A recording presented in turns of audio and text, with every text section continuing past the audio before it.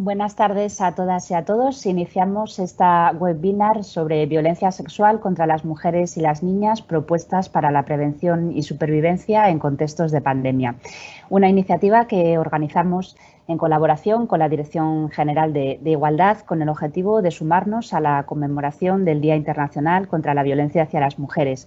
Lo hacemos porque el enfoque de género es una de las prioridades de la cooperación asturiana y porque desde esa premisa consideramos que la agenda de la igualdad es también la agenda de la cooperación al desarrollo.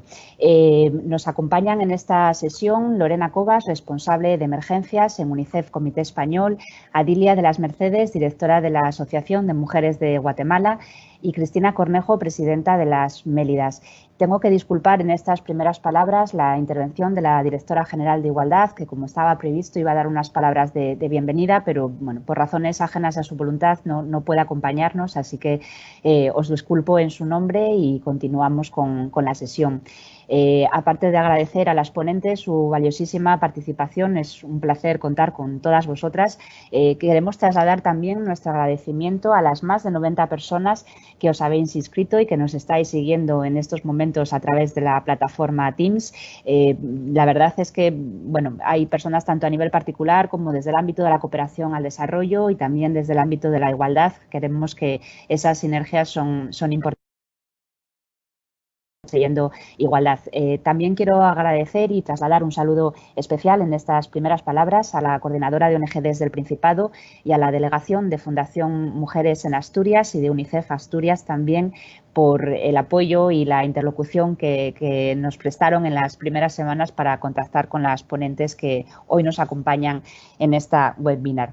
Aunque 2020 es un año señalado por la crisis del coronavirus, también es importante reseñar y creo que tenemos que tener muy presente que 2020 también es el año en el que se cumple el 25 aniversario de la Declaración de Beijing y el 5º aniversario de la Agenda 2030, dos marcos de referencia que debemos de tener muy presentes tanto desde las instituciones como desde las organizaciones y la sociedad civil para seguir dando impulso a mayores cotas de igualdad en todo el mundo.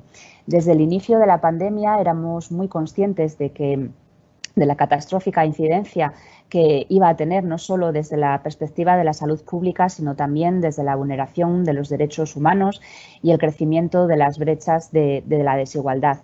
Lo cierto es que la violencia de género y la violencia sexual ya alcanzaban cifras dramáticas antes de la pandemia. De hecho, hace 7 años, quizás recordaréis, la Organización Mundial de la Salud, a la luz del primer estudio sistemático sobre la prevalencia de la violencia contra las mujeres en el mundo, afirmaba que la violencia contra las mujeres, que se ejercía contra las mujeres por el mero hecho de serlo, es un problema de salud global que alcanzaba proporciones epidémicas. Y ya en aquel entonces apuntaban que cerca del 35% de todas las mujeres experimentarían hechos de violencia, ya fuera en la pareja o fuera de ella. Lo cierto es que la crisis del coronavirus no ha hecho sino acrecentar la exposición hacia la violencia de las mujeres, no solamente por las situaciones del confinamiento, de las limitaciones en el acceso a los servicios de la prevención de la violencia, sino también por la pérdida de medios de vida, ¿no? De esa incertidumbre económica, de ese impacto económico que también tiene la pandemia. Este es el marco en el que hemos querido articular esta sesión, esta webinar. Yo sin más voy a ceder la palabra a las ponentes. En primer lugar intervendrá Lorena Cobas. Voy a previamente a su turno de intervención voy a intentar trazar y sintetizar su trayectoria. Lo cierto es que es muy difícil porque su semblanza, su experiencia de trabajo en el ámbito de la defensa de los derechos de las mujeres es muy amplio. Creo que sus testimonios y sus intervenciones van a ser muy enriquecedoras, pero si os parece empezamos ya, como decía, con la sesión. Lorena Cobas es especialista en protección de la infancia en conflictos. Desde la perspectiva de la acción humanitaria, actualmente está al cargo de la coordinación con las oficinas de UNICEF en República Centroafricana, Nigeria, Sudán del Sur y Mauritania. Licenciada en Derecho por la Universidad del País Vasco, es máster en Cooperación Internacional Descentralizada, también por esta universidad, y su trayectoria profesional ha estado enmarcada en el ámbito de los derechos de la infancia. más de 16 años de experiencia de trabajo en UNICEF, tanto en el País Vasco a través de un proyecto dirigido a las defensorías de la infancia, como en el terreno, donde ha estado trabajando en Bolivia, en UNICEF Bolivia, en el sector de la protección y la participación infantil. Como parte de sus funciones, además, en UNICEF, Comité Español, Lorena también ha prestado apoyo a las oficinas que están en Kenia y en Angola. Lorena, muchísimas gracias. Cuando quieras puedes tomar la palabra.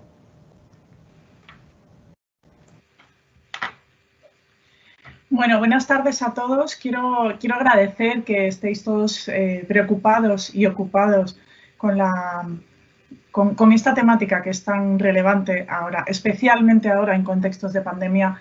Es momento de hablar de la infancia y de la situación que están viviendo. Quiero agradecer muy rápido, antes de empezar a hablar, que realmente estemos pudiendo estar en este webinar. Quiero agradecer a la Agencia Asturiana de Cooperación al Desarrollo, al Instituto Asturiano de la Mujer por organizarlo y por buscar estas sinergias y estas maneras de estar en la misma línea todos con las niñas y las mujeres, a las otras ponentes con las que tengo el honor de compartir esta mesa, Cristina de las Mélidas y Adilia de Asociación de Mujeres de Guatemala, y al Comité de Asturias del País Vasco por haber pensado en mí para participar aquí, con María José Platero, su presidenta, a la cabeza.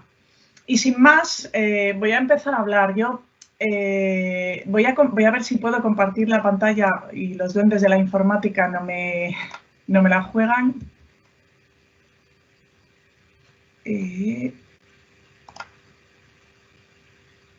Para poder... La verdad es que no sé si lo veis.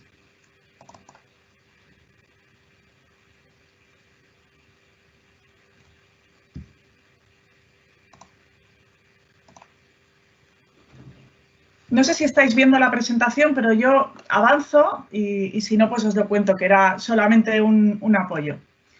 Yo voy a hablar un poco de cómo las niñas, también los niños, las mujeres y los hombres, porque de esto va el género, de ver cómo todos tenemos diferentes situaciones y diferentes necesidades, y entonces hay que ver cómo atender a esas necesidades específicas, viven en contextos de conflicto.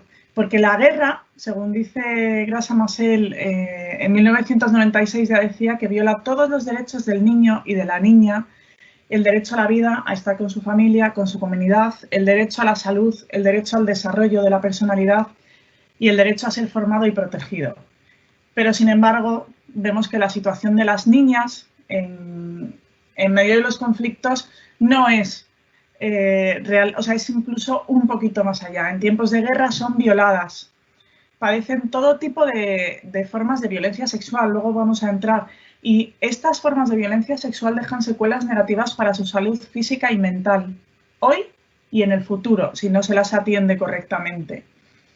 Además, cuando están vinculadas con un grupo armado, que ya veremos que esto no solo les ocurre a los niños, las niñas también son reclutadas por grupos armados, muchas veces son obligadas a contraer matrimonio forzado con los altos mandos, a convertirse en esclavas sexuales de los diferentes soldados, mandos que hay en el grupo, y esto les lleva pues, a enfermedades o incluso a sufrir embarazos precoces que también les pueden afectar de por vida, tanto física como emocionalmente, como en su reintegración en las comunidades si vuelven con un bebé. Después de estar vinculadas durante años con un grupo armado, tal vez puedan decidir por su cuenta quedarse, porque todo el tiempo que han estado reclutadas en el grupo armado es el tiempo en el que se desarrolla la personalidad de los niños y las niñas, es esa adolescencia en la que realmente van aprendiendo a convivir en sociedad, y durante ese tiempo ese grupo armado se ha convertido en su familia y tienen muchas veces hijos de esos hombres con las que las han obligado a casarse, y tienen miedo de volver a sus hogares con esos hijos porque saben que existe una alta posibilidad de que sean rechazadas. Y sucede con mayor medida cuando han estado vinculadas a grupos rebeldes opuestos a su comunidad, porque a veces hay la creencia de que estas niñas que han sido obligadas a mantener relaciones sexuales con hombres del grupo que me está atacando, que está matando a mis vecinos, que está realmente destrozando mi vida en comunidad y que tiene hijos con este hombre, pueden haber adquirido en la sangre de alguna manera ese gen de la maldad y pueden ser rechazadas. Y aquí quiero decir que la pandemia solo ha venido a empeorar esto. La pandemia, como muy bien decía Beatriz Coto, no solo supone un problema de salud para la población, no solo existe el riesgo de que los niños y las niñas contraigan la enfermedad y no puedan recuperarse, también existen otros muchos riesgos y uno de ellos es el aumento precisamente de la violencia contra las mujeres, porque las medidas de contención que son necesarias y que se están tomando muchas veces las encierran precisamente con estos maltratadores, porque los servicios sociales que las tienen que atender se han visto interrumpidos en muchos de los contextos en los que trabajamos. Ya eran débiles antes, ahora con la pandemia la situación se ha empeorado. Y porque muchas veces ellas no saben ni siquiera a dónde pueden ir a pedir esa ayuda y que en este contexto de pandemia esta situación puede ser incluso peor. Y esto se da en un contexto en el que en la actualidad hay 19 países en conflicto listados por el Secretario General de Naciones Unidas para la cuestión de los niños y los conflictos armados. Estos datos son del 2019, que es el último año que tenemos datos. Para el 2020, el año que viene, tendremos los nuevos datos, pero bueno, probablemente sean iguales o lamentablemente peor. Y dentro de este informe, el secretario general hace una lista que se conoce como la lista de la vergüenza, que es una lista de todos los grupos y fuerzas armadas que cometen una, dos, tres o todas las graves violaciones contra los derechos de la infancia. Una de estas graves violaciones es la violencia sexual. Y hay 68 grupos que están cometiendo este tipo de graves violaciones. Y estos solo son los datos que se han podido verificar. Que en el caso de la violencia sexual sabemos que los datos verificados son solo la punta del iceberg, porque son casos muy difíciles es muy difícil conseguir que las supervivientes denuncien, porque muchas veces se enfrentan al propio estigma y a la propia vergüenza de haber sido una víctima de este tipo de violencia. Las graves violaciones son 6. Voy a entrar un poquito en cada una, más en las que tienen que ver con violencia sexual, pero creo que es importante ver lo global. Son causar la muerte o la mutilación de niños y niñas, el reclutamiento o utilización de niños y niñas por parte de las fuerzas armadas o grupos armados, ataques contra escuelas u hospitales, la violación o otros abusos sexuales contra los niños y las niñas, el secuestro de niños y niñas y la denegación de acceso humanitario. Solo deciros que en el 2019 hay 25.000 casos de incidentes de todas estas graves violaciones, lo cual es un dato realmente escalofriante. Y entramos un poco en la que es el centro de este webinar, la violación y los abusos sexuales contra niños y niñas. Primero, yo quiero decir aquí que aunque las niñas son la mayoría de las supervivientes de violencia sexual, también hay niños que son víctimas y supervivientes de violencia sexual en los conflictos. Pero las connotaciones son diferentes, la base social, la base de apoyo social que tienen un tipo de violencia y otra también son diferentes, por eso hay que trabajar de manera diferente, porque de eso se trata el género, de ver las diferencias y ver cómo darles a todos las mismas oportunidades.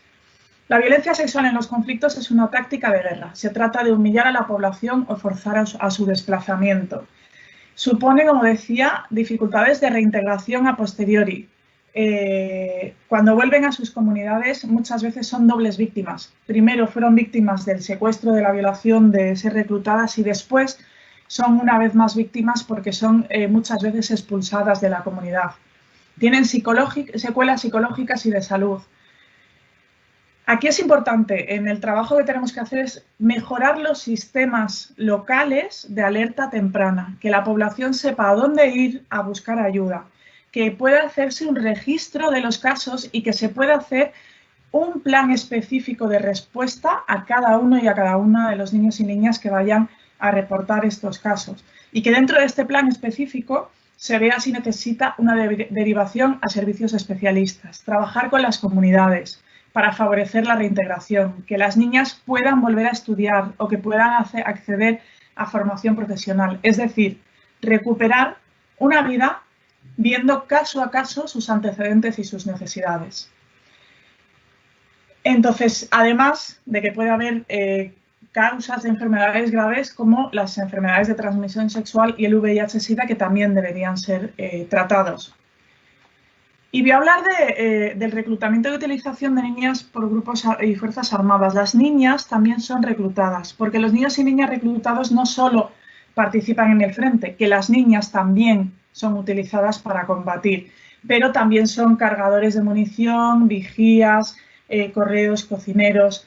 Las niñas, como decía, son obligadas a servir como esclavas sexuales. Aquí es importante decir que si cuando hacemos el proceso de desmovilización, que los grupos comparten una lista de niños y niñas en sus filas, hay un grupo interagencial que va a verificar si esos datos de niños y niñas son reales, si todos son niños y no hay adultos, y si no hay niños que están en el grupo y que no están.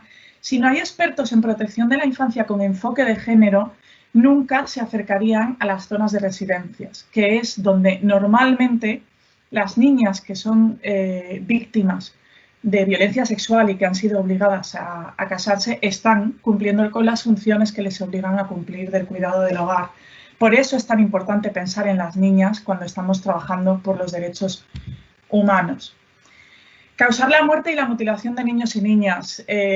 Bueno, pues en realidad en 2019 hubo más de 10.000 muertos y mutilaciones. Aquí, en relación con las niñas, quería contar pues, un caso específico de los ataques suicidas. Muchas veces los niños y niñas son obligados a cometer ataques suicidas. Y hemos visto casos de niñas que han conseguido ser liberadas en las que sus agresores, sus violadores, cuando las obligaron a casarse con ellos y pretendían mantener relaciones sexuales y ellas se negaban, la amenaza que recibían era que si no tenían esas relaciones sexuales, al día siguiente les ponían un cinturón con bombas y las enviaban para ser, precisamente, para hacer un ataque suicida.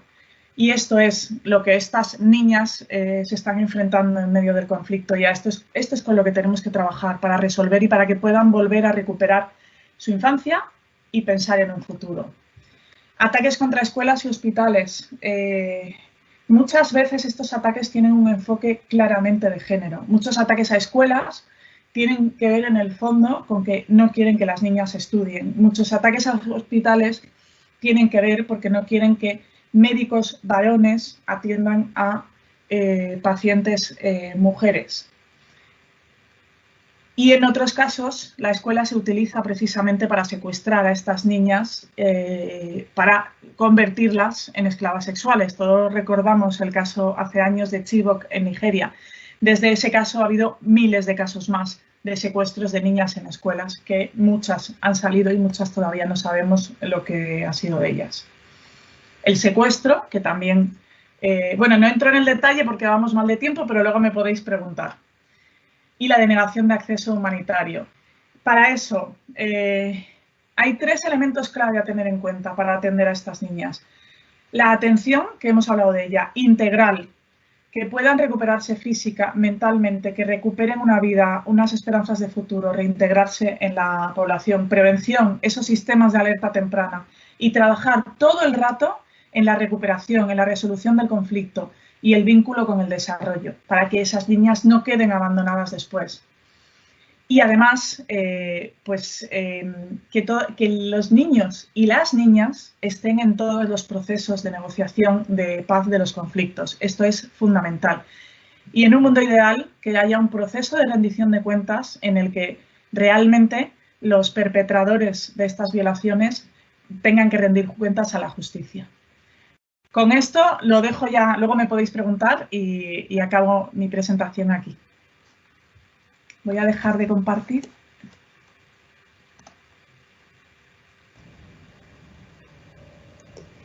Pues Muchísimas gracias, Lorena. Estoy segura de que surgirá luego alguna pregunta. También quiero aprovechar para decir a todas las personas que nos estén siguiendo que pueden utilizar el chat para ir formulando las preguntas que estimen a raíz de las intervenciones de las distintas ponentes, y una vez que termine, pues seleccionaremos algunas de ellas para hacer un pequeño turno de debate.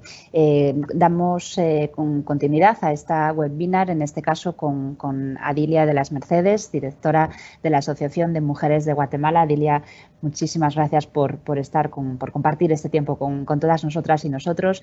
Adilia es experta en Derechos Humanos, Género y Violencia de Género. Es docente de posgrado en la Universidad de Castilla-La Mancha, en la Universidad Complutense de Madrid y en la Universidad Carlos III también de Madrid. Es autora de numerosos informes, entre ellos el informe sobre la situación de las presas palestinas en las cárceles israelíes, que más tarde fue incluido además como evidencia en el Tribunal Russell. Es coautora del informe sobre la violencia contra las mujeres inmigrantes de la Delegación de Gobierno para la Violencia de Género en España. Es autora del informe Feminicidios y Grupos Armados, Maras y Violencia Feminicida en Centroamérica. En 2012 hizo parte del simposio que dio origen a la declaración del Consejo Académico de Naciones Unidas sobre Feminicidio, y entre 2017 y 2018 fue parte del grupo de expertas que asesoró a la Comisión Interamericana de Mujeres de la OEA, la Organización de Estados Americanos, para la creación de la Ley Modelo Interamericana para prevenir, sancionar y erradicar la muerte violenta de mujeres y niñas. También fue impulsora de una campaña feminista que seguramente muchas y muchos recordaremos, la campaña Yo Te Creo. Adilia, cuando quieras, es tu turno. Muchísimas gracias a todas, especialmente a ti, Beatriz, por la invitación. Buenas tardes a todas aquí en el Estado español, pero buenos días a Cristina, nuestra compañera que está en Centroamérica.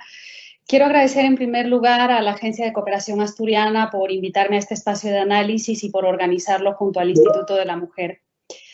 Ayer, como todas sabemos, fue 25 de noviembre, Día Internacional para la Eliminación de la Violencia contra las Mujeres, pero ayer, que por una vez en el año hubiésemos esperado que el conjunto de las mujeres y sus luchas organizadas estuvieran en primera plana de todas las noticias, en todos los medios de comunicación, no lo estuvieron. No lo estuvieron a pesar de que nos hemos dicho a nosotras mismas una y otra vez: vivas nos queremos, nada más y nada menos. Sin embargo, ayer, como todas y todos ustedes saben, la noticia principal fue la muerte de un conocido futbolista argentino, sobre quien además pesan graves acusaciones de pederastia y otras violencias machistas.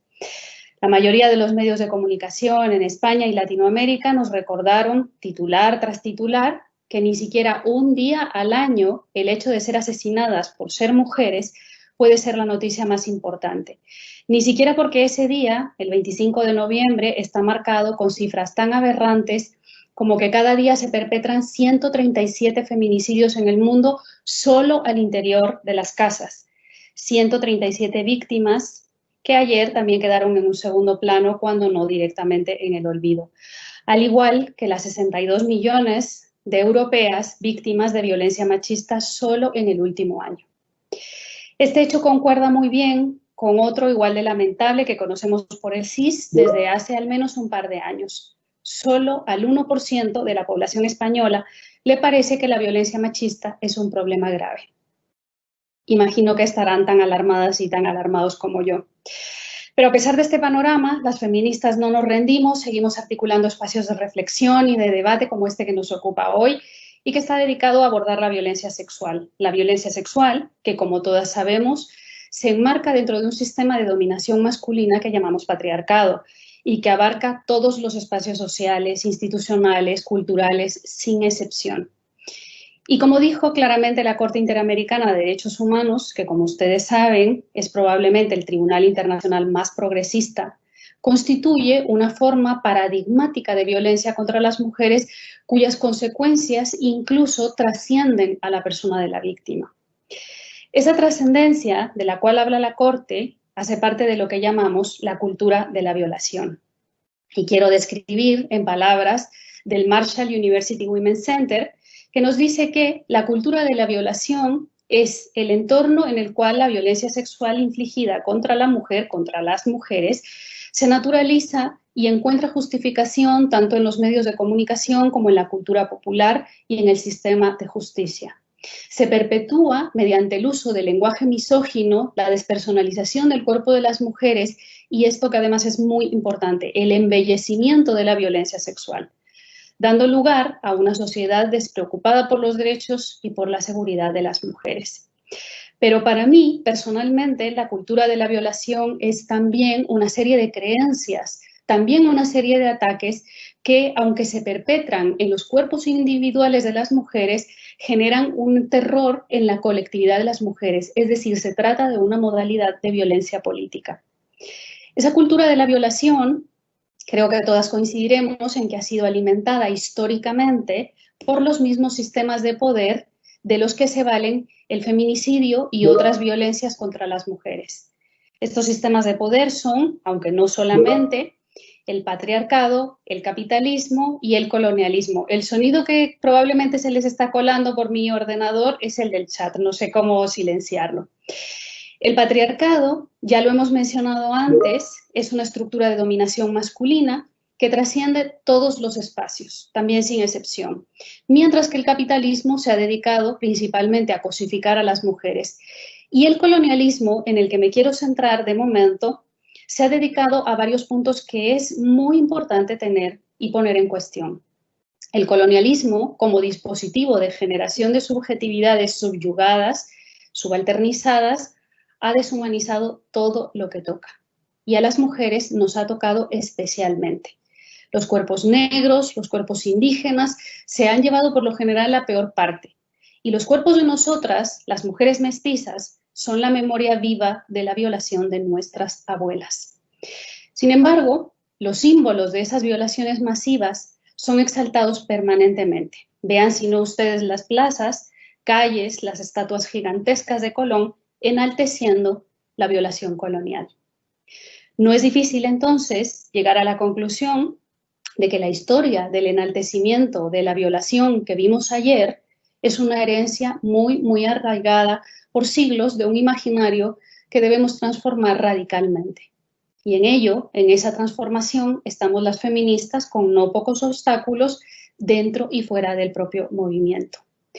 Porque el colonialismo también nos ha heredado un sistema de víctimas por categorías. Y aquí quiero problematizar y poner en cuestión ese famoso eslogan, si tocan a una, respondemos todas. Y pienso que es necesario problematizarlo aquí porque lo que entendemos por una puede que lo entiendan unas mejores que otras y lo que entendemos por todas también puede ser distinto. Respondemos todas, me pregunto, y lo hago como mujer migrante, como refugiada, pero también como una persona que lleva más de 15 años estudiando esta realidad. Respondemos todas pareciera estar vinculado en este país a que se trate de una víctima española. Si no, pregunten ustedes a las temporeras de Huelva si ellas se han sentido arropadas y si piensan o han sentido que respondieron todas cuando ellas denunciaron las agresiones sexuales o, por ejemplo, cuando esas violencias les parecieron irrelevantes a los operadores de justicia. También les invito a que lo pregunten a las mujeres encerradas y violentadas sexualmente en los CIES, esas cárceles para personas migrantes, que les pregunten si han sentido que respondemos todas. Y un último ejemplo. Pueden ustedes preguntarle a Ana, la protagonista de nuestra campaña Yo Te Creo, qué piensa después de haber expuesto públicamente su vida, su martirio al judicializar su caso de tortura sexual y después de que el eslogan Yo Te Creo pasara a ser Hermana Yo Te Creo, pero no en su caso, sino ante la violación de Sanfermines. ¿Por qué? Me gustaría que nos preguntáramos, Ana no era hermana. ¿Por qué nadie llamó hermana a Ana? Y la respuesta es porque Ana es extranjera. No hay otra respuesta. Al igual que no hay otra respuesta al hecho de que mientras la izquierda en este país persigue una y otra vez, muy loablemente además, que se haga memoria histórica por los crímenes del franquismo, sin embargo, las víctimas de su pasado colonial no solo no le avergüenzan, sino que muy por el contrario, en muchos casos son motivos de orgullo. Por ello, pienso que no se puede hablar de la violencia sexual en España si no se reconoce el pasado colonial que marcó las pautas para que los continentes más peligrosos del mundo para ser mujer en este momento sean África y las Américas, las Américas, dos continentes recientemente colonizados. Pero tampoco se puede ignorar que sin el embellecimiento de la historia colonial, la violación que lleva implícita sería impensable. Es imposible pensar en formas de violencia sexual como las que están unidas a la trata, por ejemplo, con fines de explotación, sin pensar en profundidad en la racialización de los cuerpos para los que la cosificación final ha estado precedida por un histórico de deshumanización a través de muchos medios que incluyen la exotización de las mujeres de otros orígenes nacionales. Así que solo un feminismo decididamente antirracista puede decir que está realmente contra todas las formas de violencia sexual, porque solo un feminismo decididamente antirracista puede luchar porque al hecho de ser mujer no se sumen otras violencias como las que vivimos las mujeres racializadas, quienes además estamos sobrerepresentadas en las cifras de la pobreza. Si preocupan tanto las decisiones que las mujeres toman o se ven forzadas a tomar debido a que tienen hambre, ellas o sus hijos e hijas, ¿cómo entonces se puede admitir que mantengan su derecho al trabajo mutilado por años por el solo hecho de no haber nacido en España? Y peor aún, ¿cómo pueden ser criminalizadas, perseguidas y encarceladas por el solo hecho de ser extranjeras? Si no se alcanzan a comprender los lazos que unen unos y otros factores de vulnerabilización y se admite finalmente que son distintos para unos y para otras, no se puede hablar de un feminismo que luche contra la violencia sexual en la misma medida para todas. Pero en la actualidad, además tenemos como telón de fondo, como se ha dicho antes en este foro, la pandemia. Esa pandemia que todo lo ocupa y que ha cambiado el mundo tal como lo conocíamos hasta 2019. Miles de mujeres en todo el Estado español están hoy en grave peligro de sufrir múltiples formas de violencia y explotación, también sexual, porque han sido deliberadamente expulsadas de prestaciones como el ingreso mínimo vital, como la palabra indica, que se considera el mínimo indispensable para que una persona sobreviva a esta crisis. Sin embargo, esta expulsión de la zona de derechos, de la zona de supervivencia, quizás sería mejor llamarla, para las mujeres extranjeras, no parece hacer reaccionar a todas. Me pregunto de nuevo y les invito a preguntarse, si tocan a una, ¿respondemos todas? Creo que el silencio, si estuviéramos en formato presencial, hablaría por sí mismo. Pero bueno, el tiempo avanza muy rápido y hay una segunda parte en la que quiero centrar estas reflexiones. La credibilidad en las víctimas de violencia sexual. Para ninguna de las mujeres que está en esta sala es desconocido que la violencia sexual incluye una enorme carga de incredibilidad para las que se atreven a denunciar, sea cual sea la forma de esta denuncia. Y en estos espacios afirmamos una y otra vez la importancia de creer a las víctimas como una herramienta absolutamente central contra la impunidad jurídica, pero también contra la impunidad social de la que gozan los violadores. Pero, ¿de qué hablamos cuando decimos hay que creer a las víctimas? Definitivamente de lo que no hablamos es de un acto de fe, de un ejercicio con los ojos cerrados, como pretenden hacernos creer con el símbolo de tenis, ¿verdad? Hablamos de una serie de estándares marcados por el derecho internacional de los derechos humanos y también por el derecho interno de los países, de la mayoría de los países. Pongo solo un ejemplo rápidamente, el derecho a un juez imparcial, que hace parte de un derecho mucho más amplio, el derecho a la tutela judicial efectiva. Pero si hemos dicho antes que la cultura de la violación todo lo impregna, sin excepción, se podría decir que las mujeres hemos tenido jueces imparciales, es decir, al margen del sistema de creencias en el que han sido socializados. Yo creo que la respuesta es bastante clara y las mujeres lo sabemos. No, pero las cifras también nos confirman esta sospecha. La Comisión Interamericana de Derechos Humanos en mi continente de origen documentó que solo el 5% de las mujeres adultas denuncia la violencia sexual por miedo a que no les crean. Y en España, según los datos de la Delegación de Gobierno para la Violencia de Género, solo el 8% de las mujeres víctimas de violencia sexual han denunciado. Los motivos para no hacerlo son principalmente la vergüenza y, otra vez, el miedo a no ser creídas. ¿Y por qué las mujeres han llegado a la conclusión de que no se les cree? No es solamente porque la cantidad de sobreseimientos y resoluciones absolutorias o las amnistías, por ejemplo, en escenarios de conflicto como el que fue descrito, habla por sí misma y es abrumadora, sino porque la inmensa mayoría afirma sentirse profundamente cuestionada durante todo el proceso.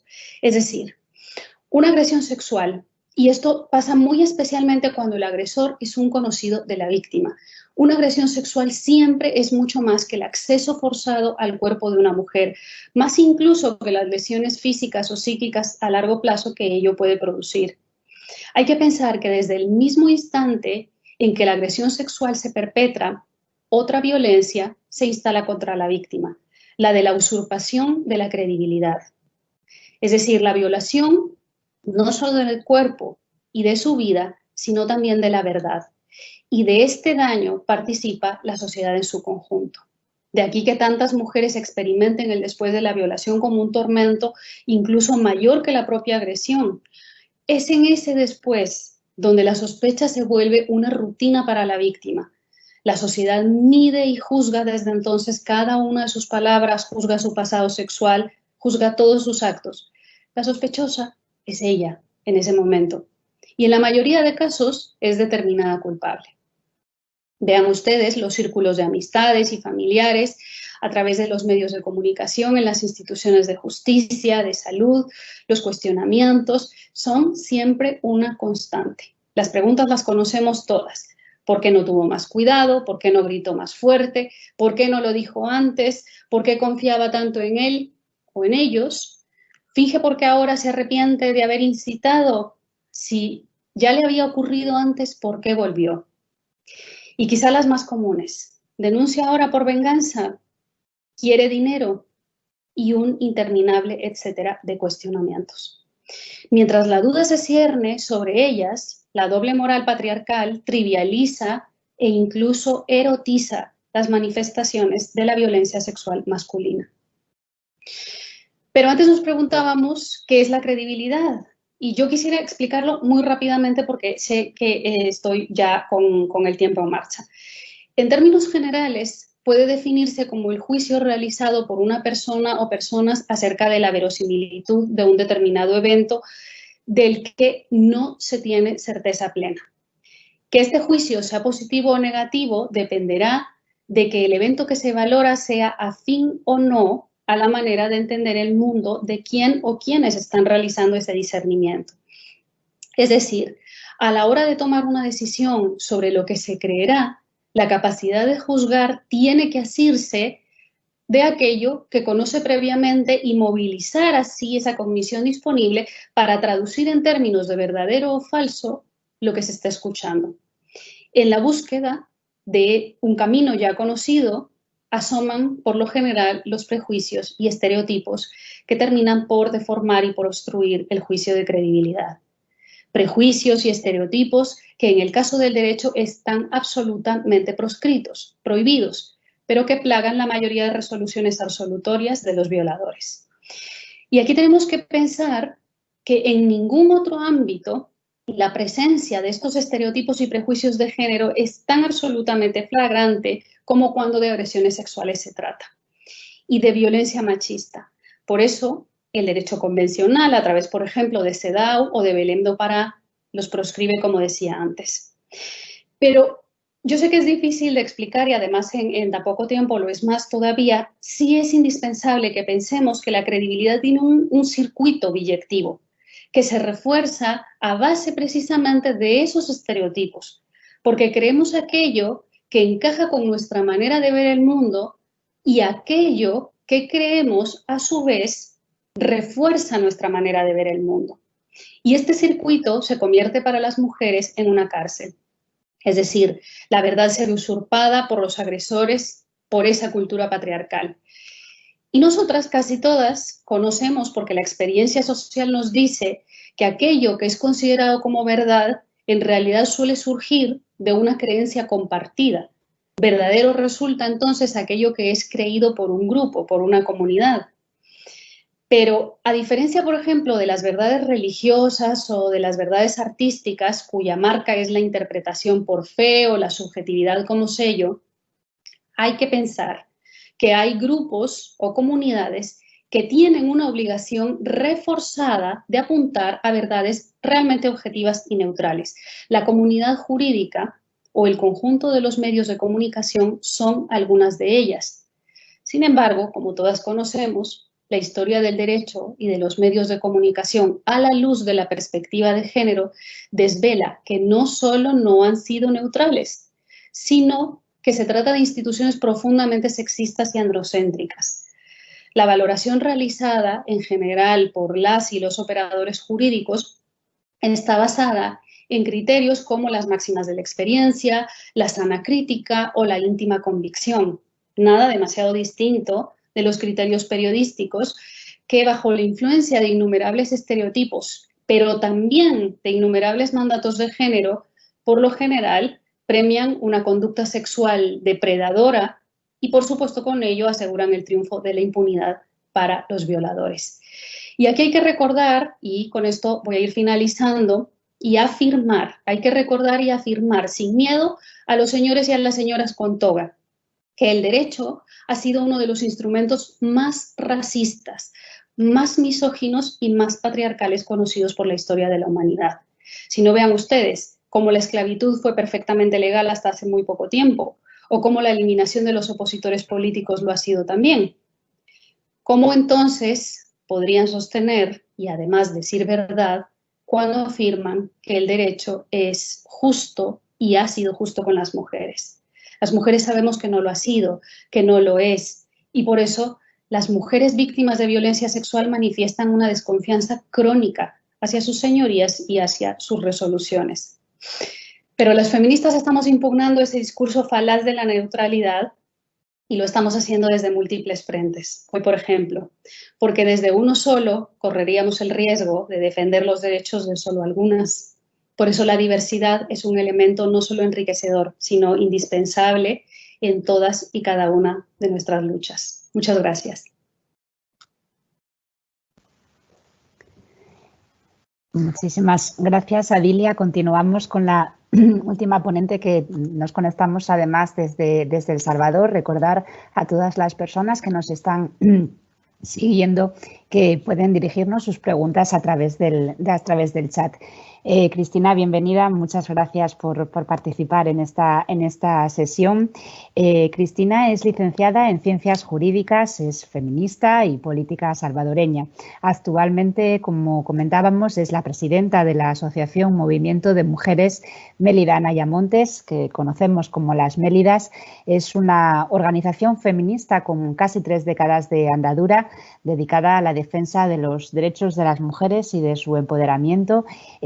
Es además una de las organizaciones con las que colaboramos a través de Fundación Mujeres en los proyectos de empoderamiento de la convocatoria que la agencia puso en marcha hace 3 años en proyectos de empoderamiento y promoción y defensa de los derechos de las mujeres. Cristina es diputada por el Departamento de la Libertad y tercera secretaria de la Junta Directiva de la Asamblea Legislativa. Es vicepresidenta, además, por Centroamérica de la Red Parlamentaria para la Igualdad de Género, integrante del Comité Ejecutivo y representante regional del Consejo Administrativo de Parlaméricas. Parlaméricas es una organización internacional que representa una red independiente compuesta por las legislaturas de los Estados miembros de la OEA, de la Organización de los Estados Americanos. Cuando quieras, Cristina, es tu turno. Muchas gracias, Beatriz, y por supuesto también muchas gracias por la paciencia, los problemas técnicos. Recién he podido incorporarme, pero por supuesto un saludo para Carmen, para Lorena, para Adilia y por supuesto para todas y todos los que nos están escuchando. Para mí es mucho agrado poder participar esta mañana para tratar de ver y enfocar, creo que cada uno desde nuestras experiencias, lo que las mujeres estamos sufriendo o están sufriendo en estos momentos más complicados y que obviamente tiene que ver, como muy bien lo plantea el panel, el tema de la supervivencia en contexto de la pandemia. Es decir, que las mujeres venimos sobreviviendo no en este contexto, sino siempre porque seguimos con una lucha muy fuerte para un tema de reconocimiento de nuestros derechos, pero sí creo que en estos momentos ese nivel de sobrevivencia se ha agravado muchísimo más. Yo también por eso es que quiero compartir también datos de mi país para que ustedes vean lo difícil, ¿verdad?, que estamos nosotros atravesando y obviamente cuáles son aquellas acciones o medidas que creo que los países debemos de tomar y por supuesto las mujeres que trabajamos y las organizaciones que trabajamos en defensa precisamente de los derechos. Muy bien decía Beatriz, las Mélidas somos una organización salvadoreña que trabajamos nuestros esfuerzos para proteger sobre todo los derechos de las niñas, adolescentes y las mujeres en nuestro país y que obviamente ahora tenemos un contexto mucho más delicado, ¿verdad? A diferencia de lo que habíamos tenido de un avance significativo en los años anteriores, ahora no solo estamos siendo afectadas por un tema de un abandono a la lucha de los derechos de las mujeres por el actual gobierno, sino también a que las mujeres han sido las más golpeadas en la pandemia, dentro de la pandemia, y que también ya me voy a referir precisamente de eso. Y obviamente nosotras como Mélidas estamos tratando de liderar esa incidencia en la participación de las mujeres en los diferentes ámbitos y por supuesto también que yo siempre he dicho que el ámbito político también es un ámbito que no debemos dejar atrás porque es ahí donde se toman las decisiones. Yo les decía que en el caso de El Salvador, el 54% de la población casi somos mujeres, pero la toma de decisiones está en hombres. Es decir, el presidente de la República es hombre, el vicepresidente de la República es hombre, el presidente de la Asamblea Legislativa es hombre, el fiscal general es hombre, el presidente de la Corte Suprema de Justicia es hombre, y siguen siendo los hombres los que son los tomadores de decisiones en problemas que ni siquiera conocen y ni saben que atravesamos las mujeres, sobre todo también las mujeres madres solteras que viven una realidad muy diferente y que obviamente son de escasos recursos. Por eso es que nosotras estamos tratando de revisar y de hacer esa incidencia en este contexto tan complicado que nos ha dejado el tema y que nos está dejando el tema de la pandemia aquí en el mundo y por supuesto también en El Salvador. Y obviamente luego de eso hemos tratado de dar un giro en relación a eso, pero en lo que va del año, nosotras como país llevamos ya casi 100 feminicidios, o sea, estamos acercándonos ya a los 90 feminicidios, ¿verdad? Que en el año 2018 fueron 6 feminicidios en el año, ahora estamos hablando de casi 100 feminicidios sin haber finalizado el año, ¿verdad? Y que obviamente estos feminicidios especialmente se dieron en el contexto de encierro que las mujeres sufrieron sobre el tema del COVID. El país, El Salvador, fue incluso más que Europa, uno de los países que tuvimos un mayor meses de confinamiento, casi 5 meses. Dentro de eso, obviamente, también las mujeres vivieron la dificultad dentro de sus hogares y es por eso que el nivel muy preocupante de casi 7,000 denuncias por violencia contra las mujeres, dentro de los cuales obviamente está el tema de casi los 100 feminicidios. Hay un tema también de un dato que a mí me preocupa muchísimo y es que dentro de esto se reportan que dentro de los meses de la pandemia tuvimos 2.514 hechos de violencia sexual contra niñas, adolescentes y mujeres. Hemos tenido casi 2.000 expresiones de violencia y por supuesto un tema que a mí me preocupa muchísimo, que es solo en el año 44,000 o casi 45,000 niñas y adolescentes que han sido atendidas por embarazo. Estamos hablando que en El Salvador alrededor de 37 niñas menores de 19 años están saliendo embarazadas. Y hay un dato muy grave. Niñas de entre 10 a 14 años salieron embarazadas alrededor de 400 en el contexto de la pandemia. O sea, es decir, no es un tema superficial lo que las mujeres estamos pasando, pero sobre todo lo que las mujeres más pobres están pasando en un marco de la pandemia que sin duda alguna ha venido a afectar a todos los países, a toda la población, pero dejar de evidenciar el tema de la afectación directa, diferente y especial que las mujeres están teniendo, creo que sería un grave error, y sobre todo para los estados y para los gobiernos que son los que tienen que tomar decisiones.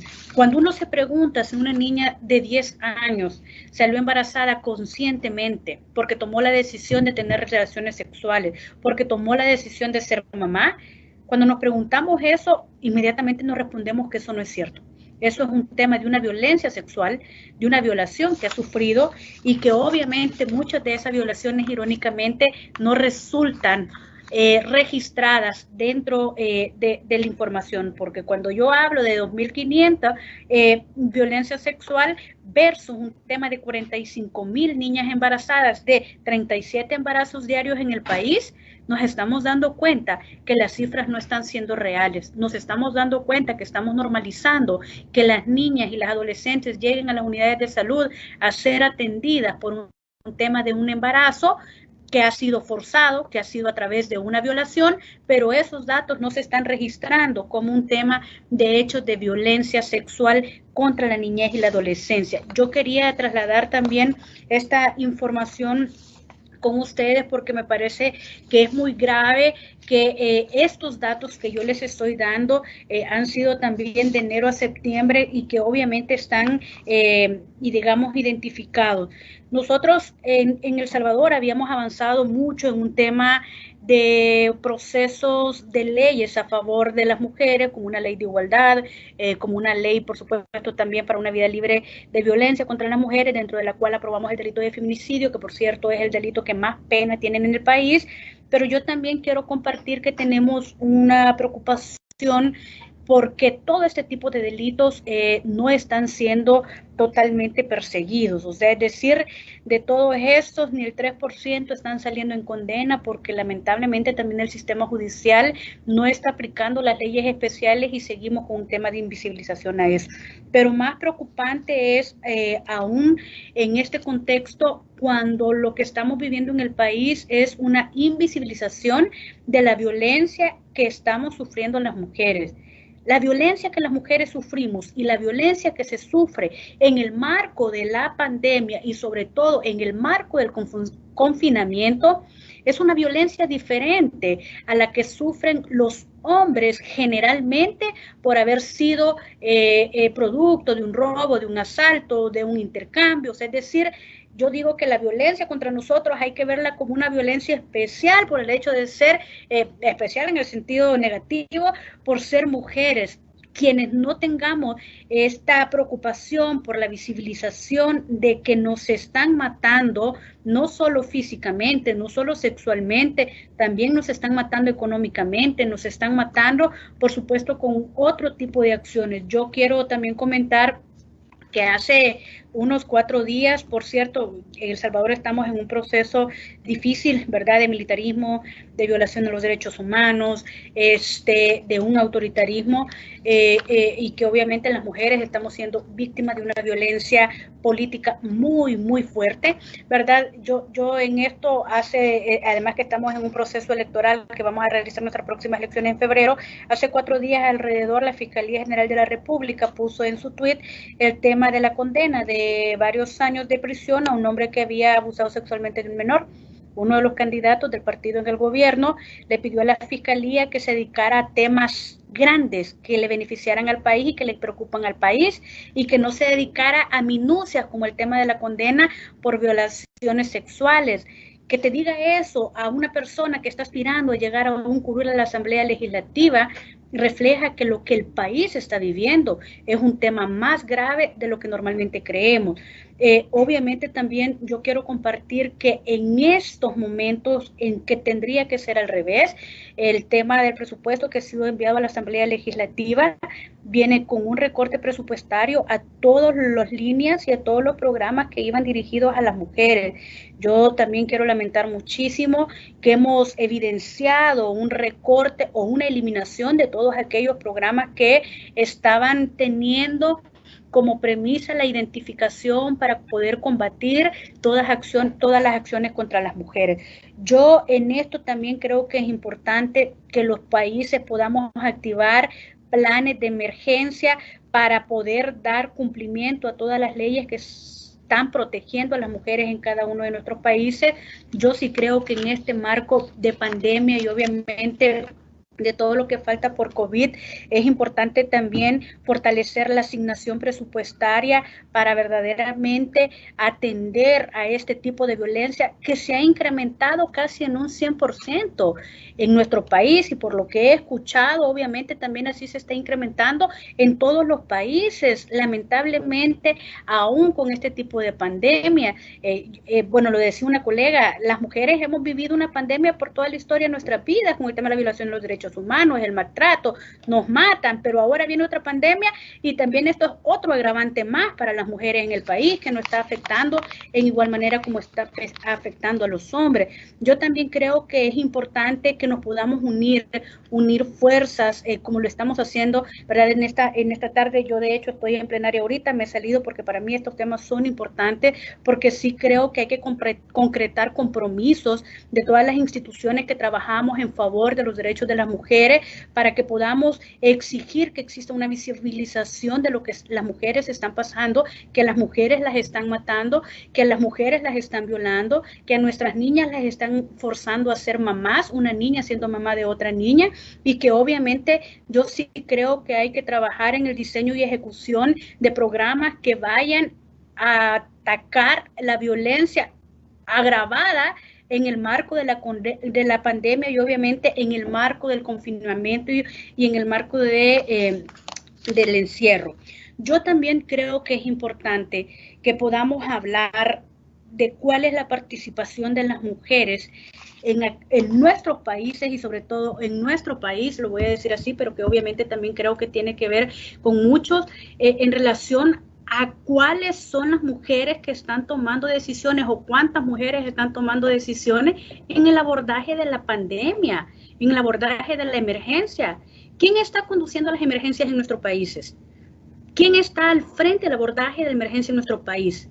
Cuando nosotros nos preguntamos y nos respondemos que son principalmente hombres, entonces también podremos tener la respuesta que ese abordaje, esas acciones no van a ser dirigidas para poder atender a las mujeres y los problemas que las mujeres están teniendo en este país. Yo sí creo que eso no lo tenemos que normalizar y también tenemos que exigir que hayan más mujeres en el marco de la toma de decisiones y por supuesto también en el abordaje de las mujeres, porque también están invisibilizando todo ese tipo de... Yo sí creo que, y yo fui una de las más críticas en este tema, y es que el tema del confinamiento afectó muchísimo, ¿verdad? No solo el tema de la economía ni todo lo demás, sino que afectó muchísimo los derechos de las mujeres. Hay que revisar con mucha atención el tema del confinamiento probable que pueda haber. Yo sé que en Europa es un tema muy complicado, ¿verdad? Sin duda alguna, pero que también nosotros en el marco del confinamiento estamos entregando a estos lobos, a estos ogros, yo no tengo otras palabras, a nuestras niñas, a nuestras mujeres para que las maten en su casa y nadie diga nada. Entonces yo también creo que hay que valorar en qué marco realizamos el tema del confinamiento y qué acciones, medidas o plataformas ponemos de ayuda y de atención a las mujeres para que puedan hacer una denuncia efectiva en esto. Yo creo que también hay que ver cuál es nuestra alternativa en una reacción a la remuneración del trabajo hacia las mujeres. La carga hacia las mujeres ha sido terrible. Las mujeres han sido amas de casa, han sido esposas, están siendo madres, pero además se les ha recargado estar siendo maestras en su casa. El nivel de la carga que las mujeres tienen. Cuando nosotras como Mélidas iniciamos a abrir operaciones después del marco del confinamiento, que por cierto agradezco mucho a Fundación Mujeres por todo el apoyo que también hemos recibido en esto y haber entendido ciertas circunstancias que les planteamos en aquel momento, yo les decía, miren, nosotros no podemos llamar a las mujeres a que salgan porque las mujeres hay que guardar, hay que confinarnos, hay que cuidarnos. Nos decían, no, nos están matando, queremos salir, queremos ir a hablar hablar con alguien, queremos que sepan lo que estamos pasando, y entonces tú te pones en un tema de confinamiento también para guardar la salud de las mujeres, pero las mujeres te están diciendo el confinamiento no es la única opción, porque también estamos sufriendo otro tipo de pandemia ahí. El tema de la pérdida de empleos en nuestro país, vamos a empleos formales, perdido casi 100,000 empleos en un país con una población de habitantes muchísimo menor al que ustedes, con 7 millones de habitantes acá, ¿verdad? Y la mayoría de esas están siendo mujeres solteras. Hay un tema de pérdida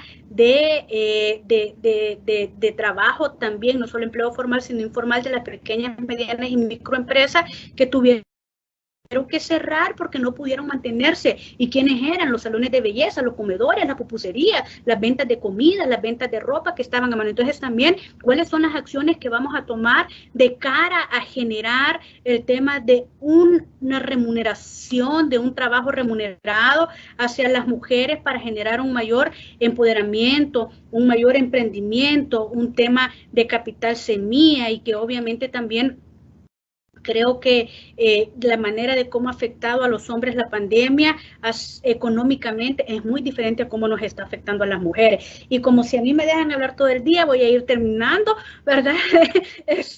Yo creo que también se deben de potenciar y fortalecer muchísimo todos los espacios de atención y de defensa de los derechos de las mujeres.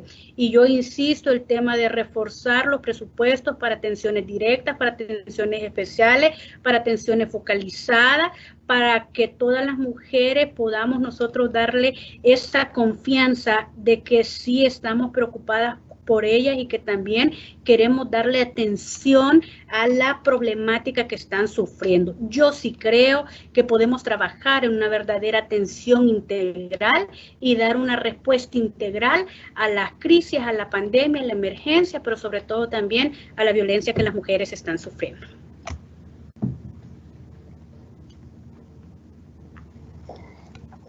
Pues muchísimas gracias, Cristina. La verdad es que yo creo que las tres intervenciones nos han dado una visión, cada una específica en su ámbito, que son muchos los conceptos que seguramente muchas de las personas que nos están siguiendo ahora tienen, ¿no?, que estar reflexionando. Creo que, bueno, pues toda la parte que comentó Adilia bueno, yo me quedaría con las tres intervenciones, ¿no?, con reseñar toda la parte que comentó Adilia de la credibilidad, ¿no?, que también parte con lo que comentaba Lorena por la parte de la estigmatización de las niñas. Estoy también, creo que es interesante lo que apuntaba también Cristina, ¿no?, sobre que las mujeres, el proceso de reconstrucción en definitiva también tiene que ser feminista en este contexto de la pandemia, ¿no?, porque si no eso supondría que las mujeres quedaríamos excluidas de ese proceso post-COVID-19, ¿no?, como pasó o como ha sido cíclico, ¿no?, en otras cuestiones de crisis económicas, ¿no? También el concepto también que ha salido de violencia económica. Bueno, yo creo que son muchas reflexiones. Hemos recibido alguna pregunta. Invitaría, si alguien quiere hacer alguna pregunta más, como creo que hay... quizás a lo mejor después de escuchar las tres visiones, ¿no?, las tres visiones de las tres perspectivas de la violencia sexual que se han abordado en esta sesión, quisiera daros a las ponentes también, a lo mejor, no sé si queréis un minuto para alguna matiz o alguna cuestión que queráis bueno, pues insistir sobre ella, y si no, si os parece, os lanzo una o dos preguntas y vamos limitando un poco ya la finalización de la sesión. Si queréis lo podemos hacer por orden. No sé si Lorena, Adilia o Cristina quisierais remarcar algún mensaje concreto para centrar.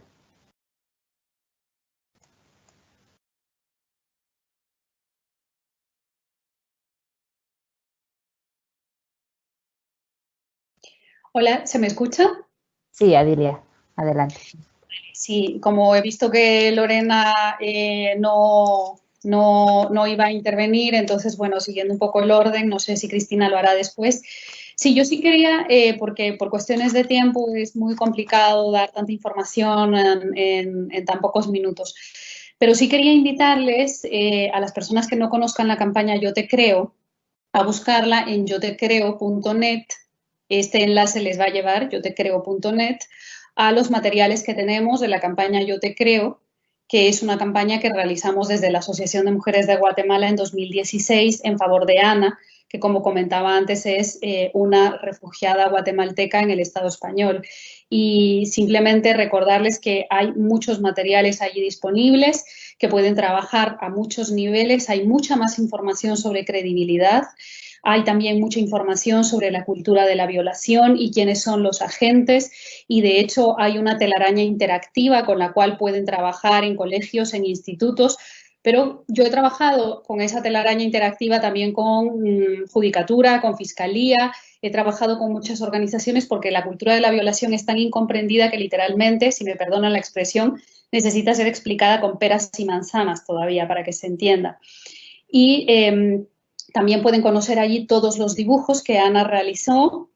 Ana tenía un problema muy importante para poner en palabras todos los episodios de tortura sexual que había vivido y sobrevivido. Entonces hizo un cómic, el tipo de trabajo que hizo es un cómic. El cómic está subido en la pantalla, en la web también. Y hay un par de vídeos de YouTube que son las animaciones de sus dibujos, así que hay mucho material para que puedan trabajar, por favor utilícenlo.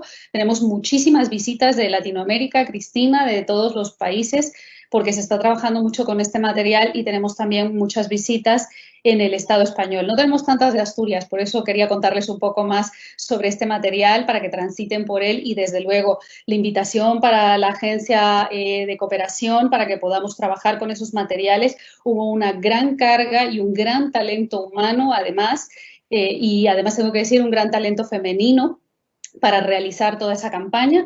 Entonces, yo creo que podemos conversar sobre posibilidades para que esa campaña pueda servirles a ustedes también como materiales para explicar qué es la cultura de la violación y por qué creer a las mujeres es una herramienta tan importante para desactivarla. Solamente muchas gracias por el tiempo. Muchas gracias, Adilia, por compartir la información y esa URL que seguro van a visitar muchas personas y organizaciones, y esos materiales que bueno, siempre son útiles, ¿no? para sacar adelante también pues, proyectos de educación para el desarrollo y otras acciones de sensibilización, y tener sobre todo una referencia a la hora de trabajar las violencias, ¿no?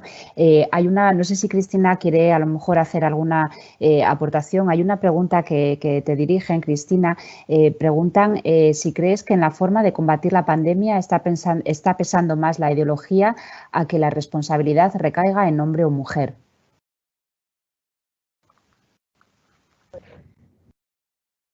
Si está pesando más la ideología que caiga sobre hombre y mujer. A ver, mira, yo la verdad es que este tema, yo sí creo que no es de ideología, ¿no? yo sí creo que obviamente la responsabilidad, históricamente la mayoría de responsabilidades ha recaído sobre las mujeres, y ahora naturalmente está recayendo sobre las mujeres.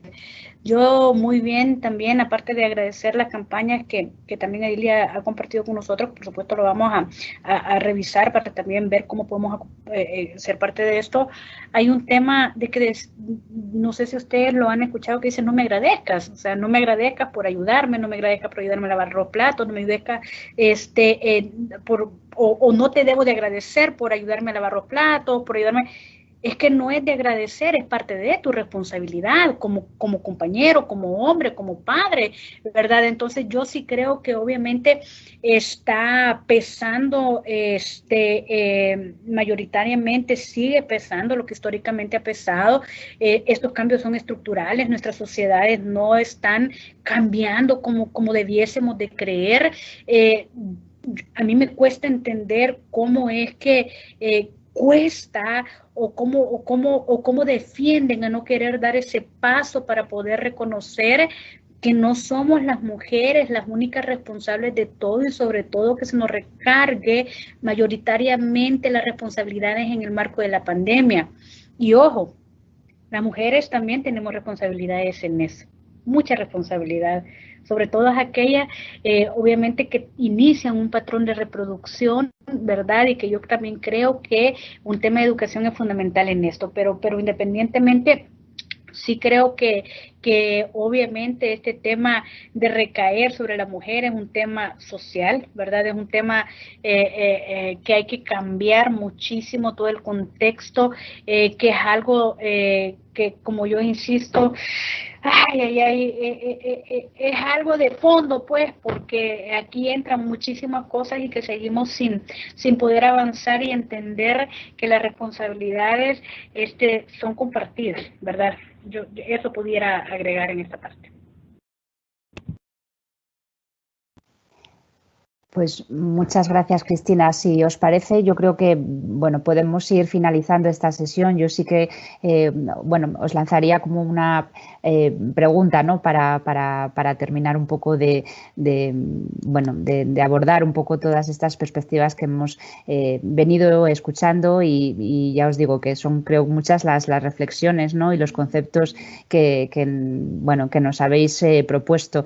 En este marco yo, bueno, os lanzaría para que cada una intervinierais, os preguntaría, porque aparte de todas las radiografías, de toda la situación que habéis hecho visible, de todo lo que nos habéis contado, también tenemos que hablar de propuestas, ¿no? Yo la pregunta que os lanzaría sería ¿cuál creéis que debe ser la prioridad para avanzar en la erradicación de la violencia sexual, ¿no? y sobre todo en seguir ahondando en las causas desestructurales de la desigualdad?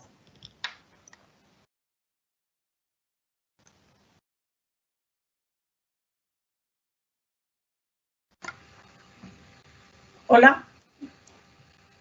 Hola. Sí, Lorena. Perdón que antes he tenido un problema técnico y se me ha desconectado todo, pero he vuelto.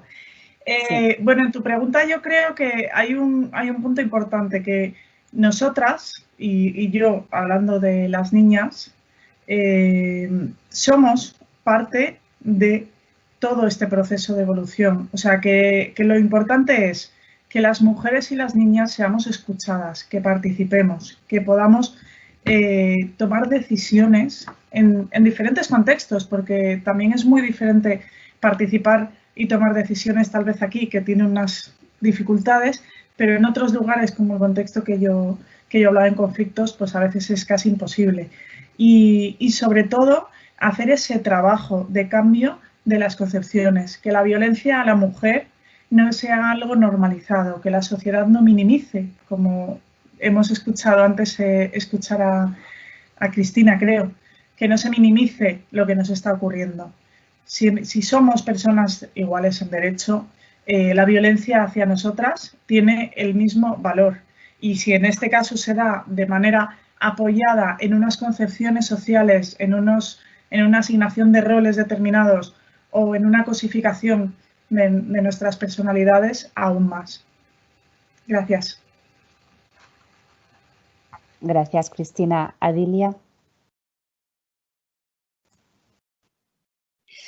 Bueno, muchas gracias. Yo creo que las propuestas son muchas, porque son muchísimos los frentes que tenemos abiertos para poder realmente encontrar una solución a la violencia sexual. En la envergadura de la problemática es realmente terrorífica, es realmente muy abrumadora. Yo creo que cada vez que nos acercamos un poco a las cifras, pero sobre todo cada vez que nos acercamos a las historias de vida de las mujeres, quedamos realmente horrorizadas al atisbar eso, un poquito de la magnitud de la violencia.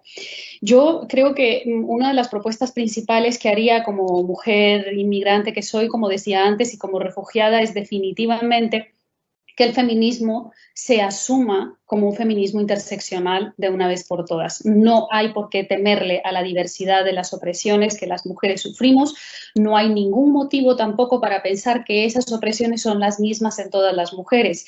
Yo tengo una experiencia totalmente distinta en Guatemala por el hecho de ser mestiza, tengo una experiencia totalmente distinta en el Estado español por el hecho de ser inmigrante, y como profesional tengo una experiencia totalmente distinta a la que tienen otras tantas mujeres que llegan también al Estado español.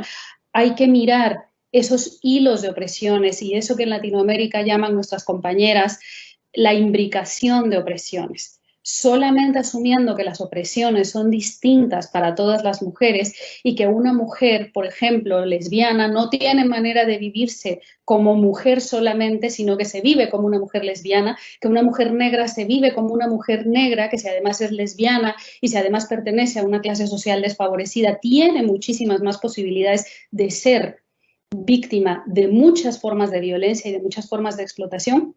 Creo que es el único camino realmente para empezar a hacer realmente políticas públicas y también para activar mecanismos sociales que puedan atender las necesidades que tenemos todos y todas.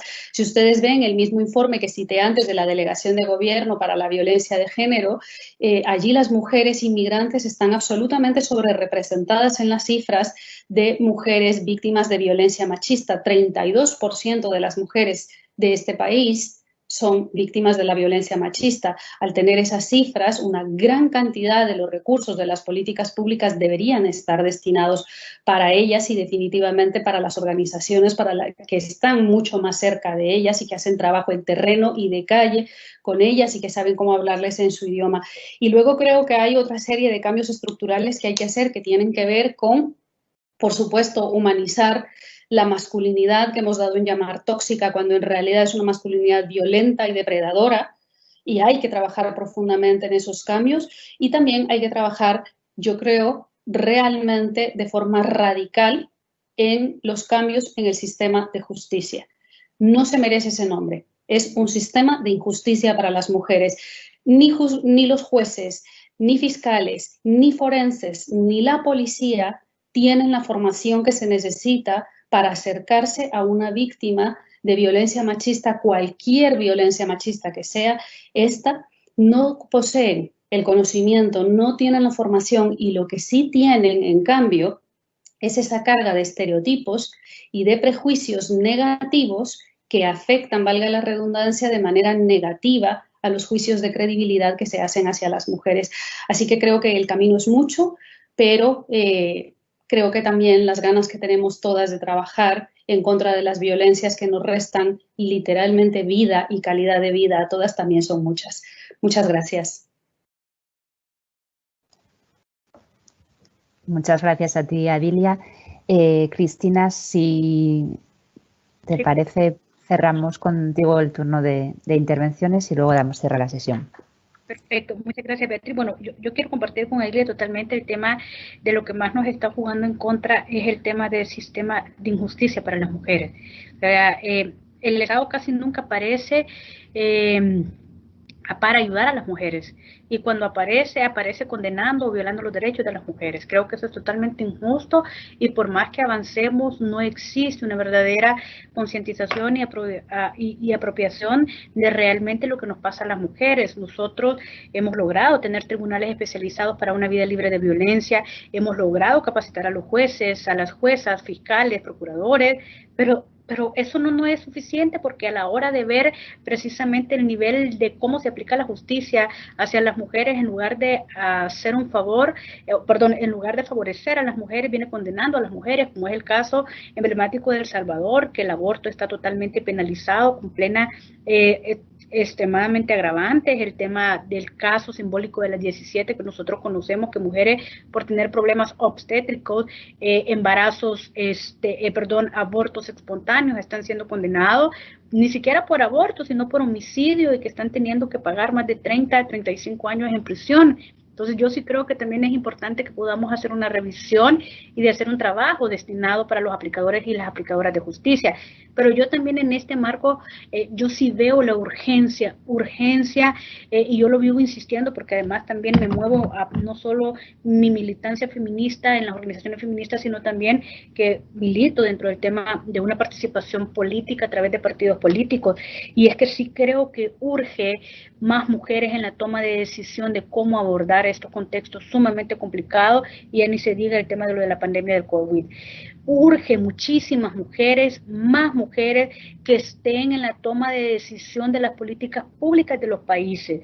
Urge que mujeres vean también cómo se van a tomar estas medidas, a implementar este tipo de emergencia, ¿verdad? Y la respuesta a estas emergencias, porque si seguimos que todas las decisiones las van a estar tomando los hombres, las mujeres no vamos a seguir figurando y las respuestas a las verdaderas problemáticas de las mujeres seguirán siendo totalmente invisibilizadas.